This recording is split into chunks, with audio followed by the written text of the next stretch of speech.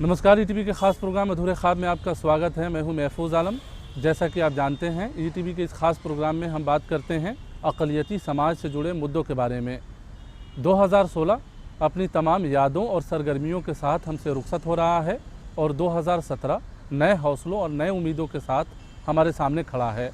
ETV की तरफ से आप तमाम लोगों को नए साल की मुबारकबाद। आइए हमारे ख़ास प्रोग्राम अधूरे ख्वाब में आज बात करते हैं कि गुज़रे हुए साल में अक़लियतों की क्या सरगर्मियाँ रही और आने वाले साल में अक़लियती समाज अपने विकास को लेकर क्या मंसूबा रखती है। कहते हैं कैलेंडर के सफ़े पलटते रहते हैं और वक्त गुजरता जाता है। बिहार के अक़लियतों के लिए 2016 का साल कई तरह की यादों से भरा है। बात तरक्की और विकास की हो तो अक़लियतों के कई मुद्दे जिस पर पूरे साल बहस होता रहा, वो ठंडे बस्ते का हिस्सा बना।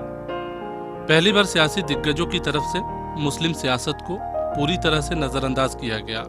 सेकुलरिज्म की दुहाई देने वाली जमातों ने अक़लियती समाज के वोटों पर तो खूब सियासत की, लेकिन बुनियादी मसलों के हल के सिलसिले में कोई ठोस कोशिश नहीं की जा सकी। मुसलमानों के बच्चों के तालीम और उसके तरक्की के लिए कोई आदमी सीरियस नहीं है। सिर्फ मुसलमानों के बीच में ये मैसेज पहुंचाना चाहते हैं कि हम आपके हैं और हम आपका काम करने के लिए तैयार हैं। उधर सत्ता दल के नेताओं की माने तो सरकार समाज के सभी वर्ग के लिए विकास का काम करने की कोशिश की, उसमें अक़लियतों के भी मसले हल हुए। जेडीयू नेता प्रोफेसर गुलाम गौस की माने तो इस साल उर्दू शिक्षकों की बहाली हुई। गौस ने उर्दू शिक्षकों की बहाली को सरकार का बड़ा काम बताते हुए कहा कि नए साल में बाकी बचे शिक्षकों की भी बहाली मुकम्मल की जाएगी। प्राइमरी उर्दू टीचर की बहाली हुई और जो प्रक्रिया अभी भी जारी है, तो ये अहम रहा है। 27,000 वैकेंसीज में हमको लगता है कि लगभग 14,000 के आसपास में लोग हो चुके हैं और हम लोग की कोशिश है कि जो लोग ग्रेस मिलने के बाद फिर दोबारा फेल कर दिए गए, उनको भी मतलब जो राजस्थान सरकार का फैसला है कट ऑफ मार्क्स 20 नंबर कम करके, जिसे सुप्रीम कोर्ट ने भी जायज़ करार दिया, उसी के मद्देनज़र राजस्थान सरकार के फैसले के मद्देनज़र और फिर उसके ऊपर सुप्रीम कोर्ट के जजमेंट के मद्देनज़र जो बाकी बची हुई 10,000 बहाली है वो पूरी हो जाए। सरकार की तरफ से कोशिश भी है। बिहार उर्दू एकेडमी के सचिव मुश्ताक अहमद नूरी के मुताबिक 2016 का साल उर्दू एकेडमी के लिए भी काफ़ी बेहतर रहा। एकेडमी पूरी आज़ादी के साथ न सिर्फ उर्दू के विकास का काम करती रही, बल्कि पहली बार अकादमी आप तक के जरिए सूबे के गुमनाम शख्सियतों को मंजर-ए-आम पर लाने की कोशिश की। साथ ही दूसरे ज़िलों में भी उर्दू की तरक्की को लेकर एकेडमी की तरफ से काम किया गया। उर्दू एकेडमी ने इस साल कम से कम बहुत सा ऐसा काम किया है जो आज तक एकेडमी ने नहीं किया था। इसमें जो सबसे इम्पोर्टेंट काम हमारा रहा है वो है उर्दू अकादमी आप तक। अकादमी आप तक के प्रोग्राम के तहत हमने हर ज़िले में ये कोशिश की कि वो शोरा व अदीब जिन्होंने काफ़ी खिदमात की हैं, जो किसी अवार्ड से महरूम रहे हैं लेकिन उनकी खिदमात है, तो उनका सिलेक्शन करते थे हम। और 3 कम से कम फर्स्ट फेज़ में 3 शोरा व अदीब का सिलेक्शन करते थे, उनको हम नवाजते थे। उर्दू निदेशालय के निदेशक ने बताया कि 2016 उर्दू डायरेक्टोरेट के लिए भी काफ़ी तारीखी साल रहा। इसी साल निदेशालय को वित्तीय अख्तियार हासिल हुआ। राजभाषा हिंदी पर पूरी तरह से निर्भर उर्दू निदेशालय आज़ाद होकर काम करने की शुरुआत की। 2016 उर्दू डायरेक्टरेट के लिए बहुत ही बेहतर रहा और बल्कि तारीख़ी रहा। ये कहा जाएगा कि तारीख़ी रहा। 2016 में पहली दफ़ा उर्दू डायरेक्टरेट को माली इख्तियारात हासिल हुए और 1 अप्रैल 2016 से उर्दू डायरेक्टरेट अपने तौर पर तमाम कामों को अंजाम देना शुरू किया। आप देख रहे हैं ईटीवी के ख़ास प्रोग्राम अधूरे ख्वाब। वक्त हो गया है ब्रेक का। ब्रेक के बाद फ़ौरन वापस आते हैं।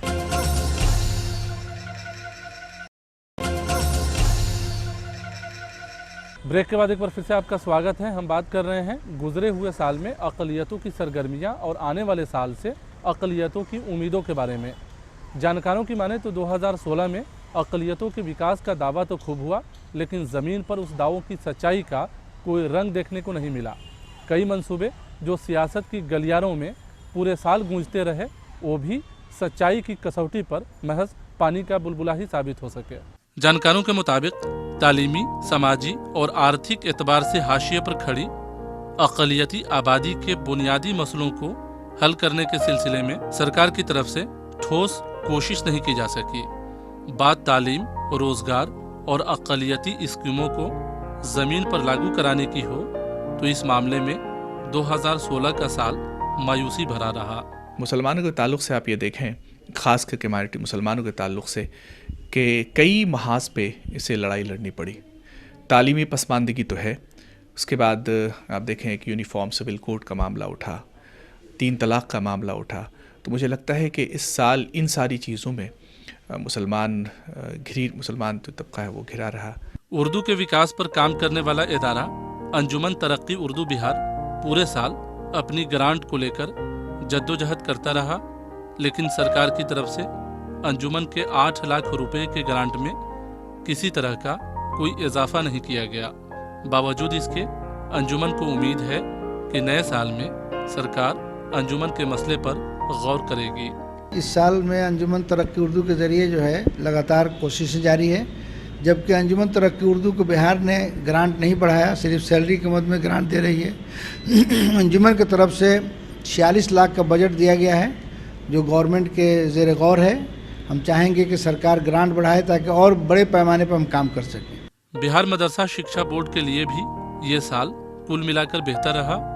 बोर्ड के सेक्रेटरी ने बताया कि इस साल मदरसों के सिलेबस में बदलाव किया गया, साथ ही मदरसों में तालीमी माहौल कायम करने पर जोर दिया गया। ये साल मदरसा और मदरसा बोर्ड के लिए बहुत ही अच्छा रहा। बहुत से तामीरी काम हुए, 609 मदरसे की मंजूरी मिली। इसके अलावा जो है मदरसा बोर्ड का रीजनल कार्यालय पूर्णिया में खोलने का परमिशन मिला। उसके लिए सरकार ने 2 करोड़ 80 लाख रुपया देने का वादा किया है, तो हम लोग उस पर भी कार्रवाई कर रहे हैं। दूसरी बात यह है कि साहब SPQM के तहत बहुत से हमको मराहत मिली। हर मदरसे में साइंस के 3-3 टीचर को हम लोग बहाल करने जा रहे हैं। बहुत जगह बहाली हो भी गई है। सरकार की तरफ से मंजूर शुदा नए मदरसों को भी इस साल से तनख्वाहें मिलनी शुरू हो गई है और नए मदरसों में फर्दी मदरसों की मंजूरी का मामला भी सामने आया। ख़ास तौर से दरभंगा के मदरसा इमामिया को बिना मकान और छात्रों के पूरी तरह से कागज़ पर होने के बाद भी मंजूर कर लिया गया था। यहाँ तक कि उस मदरसे के नाम पर बहाल शिक्षकों को वेतन भी मिला। ETV की तरफ से इस खबर को दिखाए जाने के बाद मदरसा बोर्ड ने कार्रवाई की और मदरसा इमामिया के वेतन पर रोक लगाने के ऐलान के साथ ही फर्जी मदरसों पर शिकंजा कसने की तैयारी की गई। एक आध फर्जी मदरसे की रिपोर्ट आई थी, बोर्ड ने अपने ज़रिए सबसे पहले तो उनकी तनख्वाह बंद कर दी और दोबारा चूँकि कैबिनेट का डिसीजन है कि DO को जांच करना है, तो सारे मामला को DO को जांच करने के लिए यहाँ से लिख दिया गया है। जैसे ही DO की रिपोर्ट आ जाती है उसके राइट में हम लोग पूरी कार्रवाई करेंगे। हो सकता है कि रिकवर भी कर लिया जाए। ये साल वक्फ बोर्ड के लिए भी बेहतर साल रहा। ख़ास तौर से अंजुमन इस्लामिया हॉल की तामीर के लिए 35 करोड़ रुपए मुहैया किए गए। मौलाना मजहरुल हक विश्वविद्यालय के जरिए सिपाही भर्ती के लिए मुफ्त तैयारी कराने की भी बेहतर कोशिशें की गई। ख़ास तौर से गांव से जुड़े नौजवानों को पटना में पूरी सहूलत मुहैया कर उनकी तैयारी के लिए इंतज़ाम करना अच्छा कदम रहा। नए साल में दूसरे ज़िलों में भी इस तरह की तैयारी कराने का ऐलान किया गया। मुस्लिम लड़की को भी आगे बढ़ चढ़ के हिस्सा लेना चाहिए हर जगह। ये जरूरी नहीं होता है कि हम पुलिस में जा रहे तो मेरा बैकग्राउंड, मेरा सारा फ्यूचर मतलब खत्म हो गया। वहाँ से लड़की कुछ सीखती है। पटना से बाहर हमारा प्रोग्राम है, चूँकि यहाँ एक लिमिट तादाद ही में हम रख सकते हैं और बच्चे दूर दराज के और ख़ास के बच्चियों को आने में दिक्कत होती है। इसलिए हम लोग ये चाह रहे हैं कि दरभंगा, मुजफ्फरपुर या पूर्णिया, कटिहार किसी जगह अगर 1-2 जगह, 1 से ज़्यादा जगह भी हम लोगों को मिलेगा तो वहाँ भी हम लोग इस काम को कर सकते हैं। दरभंगा, गया, भागलपुर जहाँ भी मुमकिन है, जहाँ ऐसे शर्त ये है कि ऐसे लोग और इदारे हों जो इसको हमारे मदद कर सकें और चला सकें, क्योंकि हम तो भाई समाज को साथ लेके चलते हैं और लोगों की मदद से करते हैं काम। आप देख रहे हैं ईटीवी के खास प्रोग्राम अधूरे ख्वाब। वक्त हो गया है ब्रेक का। ब्रेक के बाद फ़ौरन वापस आते हैं।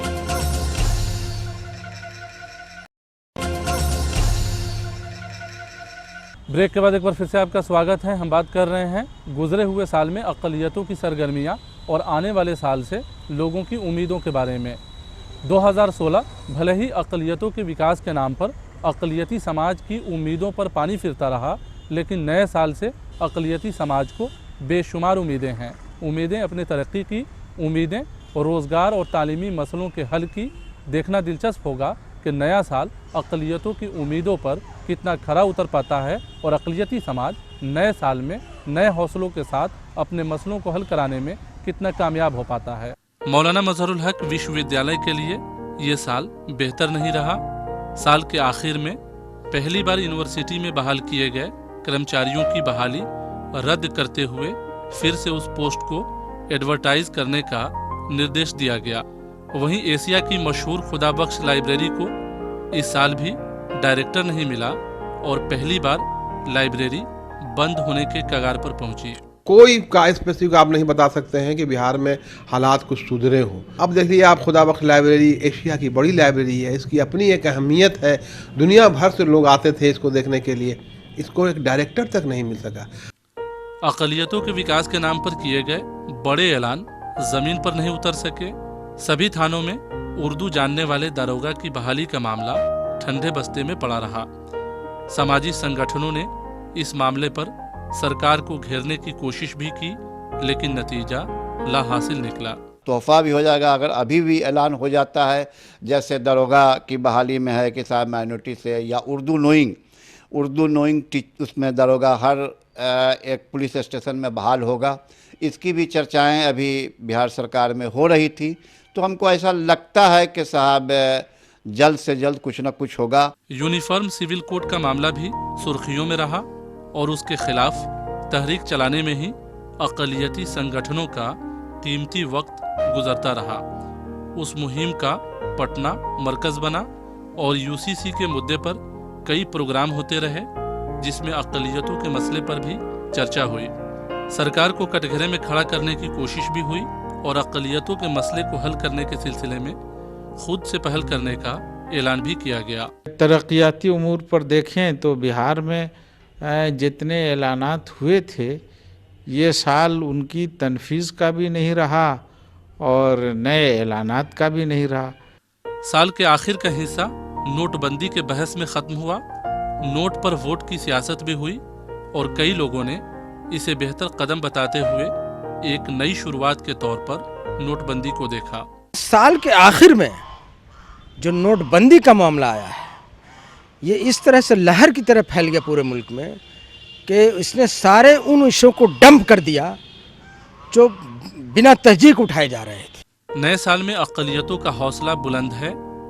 भले ही सरकार की तरफ से बुनियादी मसलों के हल के सिलसिले में कोई ठोस कोशिश नहीं की गई हो, लेकिन खुद अक़लियती समाज अपनी मुश्किलों को हल करने के सिलसिले में पहल करने का मंसूबा बनाई है। तो अब मामला ये है कि हमें एक्ट करना है। मंसूबाबंदी और ये सारी चीज़ें हो गई, लेकिन तरक्की का जो जीना है उस पर हमें काम करना होगा। और मैं अक्सर ये कहता हूँ कि तालीम से मेरा ताल्लुक़ है। अक्सर व बेशतर मैं यही कहता रहता हूँ कि तालीम को पहली तरजीह हमें देनी होगी। आप देख रहे थे ईटीवी के ख़ास प्रोग्राम अधूरे ख्वाब। वक्त हो गया है आपसे रुखसत लेने का। अगले हफ्ते किसी नए मुद्दे के साथ आपसे फिर मुलाकात होगी। अगर आप इस प्रोग्राम के बारे में अपना कुछ सुझाव देना चाहते हो तो हमें व्हाट्सअप कीजिए। हमारा व्हाट्सअप नंबर है 9334419612। तो यहीं पे हमें और हमारी पूरी टीम को दीजिए इजाज़त। नमस्कार।